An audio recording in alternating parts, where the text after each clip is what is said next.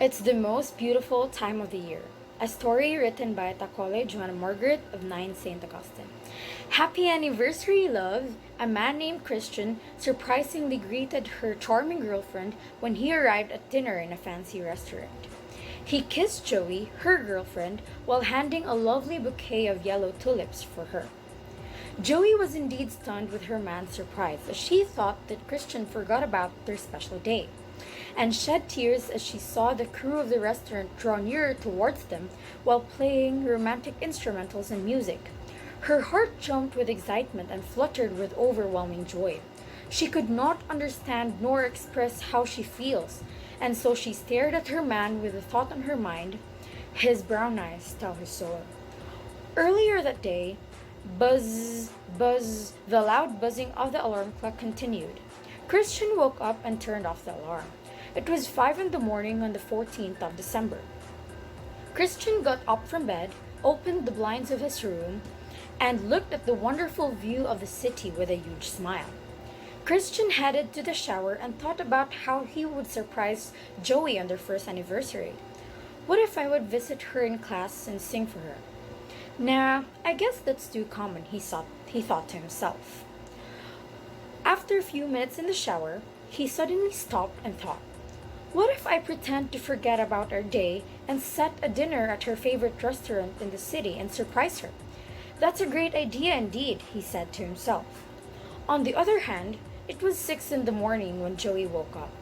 Checking the calendar of her phone, it stated December 14th. She immediately checked her inbox to see if Christian greeted her. Upon looking at her phone, her smile suddenly turned into a scowl as she received and saw no messages from Christian. She cheered herself up with the thought that maybe Christian was still asleep. She then prepared and packed her things. She was off to go to school. Every minute and every hour, she anxiously and sadly checked her phone as she received still no messages from Christian. She had a bad day for that and felt frustrated. Ding! Joey's phone notified. She eagerly checked her phone and her face radiated with glee as she saw a message notification from Christian. As she read the message, her face was full of excitement as Christian invited her for dinner. She gladly replied, "Where?" as she expected it would be a dinner for their anniversary. Christian said, "At your favorite restaurant in the city. We have an urgent meeting with my classmates." The smile on her face vanished as she read Christian's response, and coldly replied, "I'll see you there." On her way to the restaurant after class, her face was so gloomy and she seemed uninterested. But right after the surprise, she was so thrilled and unexpectedly shed tears because of her happiness and said, "Thanks, love. You never fail to turn every frown into the most wonderful smile." That sentence has left an authentic smile to Christian's face. Right after dinner, Christian sent Joey home and he too arrived at his house safe and sound. Joey had to fix herself and prepare going to bed. As she laid on the bed, she saw a little reflection of the bright shining stars in the sky. She opened her blinds and unlocked her window. As she felt the cold breeze of winter, she wondered how it feels like to be free from everything and just show people your own shine. She thought of this one, for she has not spoken to Christian about her parents' decision of her migrating to the States to pursue her profession of being a lawyer after college. Joey always knew that in the decision she must make, she is to give up one or the other. It will either be her dreams or her loved one. Worrying about how things may come out in the near future, Joey laid down to bed and rested. Upon waking up, Joey was confused to be in a seemingly unfamiliar place, but being a nature lover has helped her to feel relieved and at ease. Joey glanced at every corner around her, but all she can sense are the tall, dull trees, the sounds of the dancing leaves, the cold breeze of the winter season, and the refreshing ambience of the forest. She literally didn't know what to do and where to go. And so what she did was she started to wander in the woods and look for any person she can approach. Not long, she heard a low-pitched, echoing voice that is whispering her name. She was frightened and mystified as to where the voice was coming from. The voice didn't stop. and so she followed the path which she believes where the voice was coming from, until she arrived to a huge, daunting cave that is covered with snow. Out of curiosity, she stepped foot inside the dark cave and continued walking. Just enough distance to no longer see the entrance of the cave, warm lights suddenly turned on, and she felt like she was inside a meeting hall. An old lady unexpectedly came out of nowhere. She was tall and intimidating. Her looks were frightening as if she was a witch. But the moment she opened her mouth, her voice was so soothing as if she was a fairy godmother singing a lullaby. As Joey was about to speak up, the old lady raised her hand and surprisingly 2 boxes appeared in front of her.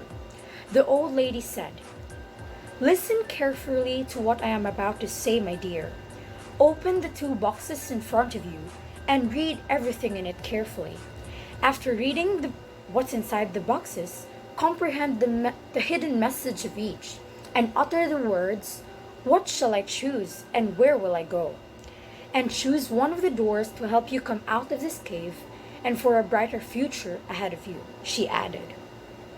Joey glanced at the 2 vibrant boxes in front of her and looked back to the old lady, but is nowhere to be found. Joey opened the first box. It was a poem entitled, "Who Will I Become?" It speaks of parents' effort to send their child at school and enable them to live the life of their dreams in the future. But it also speaks of a sacrifice, but it's stated in an idiomatic way. There was a note left at the bottom part of the paper where the poem was written. "Open the door to know which one is to be left," Joey read out loud. She then placed the paper back into the box. Joey opened the second box, and another box was inside of it. She opened it and saw another box, and just as she expected, inside of it was another box. This repeated 5 times and then saw a small piece of paper. It wasn't a story nor a poem. It was more of a mother's message for her child that speaks of her child's future and how she should conquer and face reality. The message states, "Learn from the past, value the present, and worry less about the future. If things are meant to be, then it will be in time. Just focus and everything else will fall to its right places." Likely to the first box, there was also a note left at the bottom part of the message. It says, "Open the door to realize that everything is just right." Reading these passages gave Joey confusion. She thought of it carefully and sincerely, but nothing comes into her mind. Just as the old lady instructed, she uttered the words, "What shall I choose and where will I go?" Suddenly, 2 doors arose from the ground as if they were magical. Joey thought that these doors might be the one that the old lady meant. I am to choose one of these doors to get out of this cave and have a brighter future," she said. She wisely and cautiously thought of which door should she go. As Joey came closer to the left door, she felt relaxed and convenient, but she doubted to go inside of it. And so she drew herself nearer to the right door and felt something strange, as if 1,000 ropes were stopping her, but her decision was final. She opened the door. The moment she stepped foot in it, she woke up and realized that it was all a dream. Although all those events were imaginary, it felt real for her. And that was the moment when she realized what the old lady meant and the purpose of that dream. The left door and box seemed to reflect about how convenience and comfort can bring misery and misfortune to a person, whereas the right door and box meant that difficult roads can often lead to beautiful destinations, she thought. This made her realize that living the life of her dreams in the future doesn't mean having to give up what and who are valuable in the present.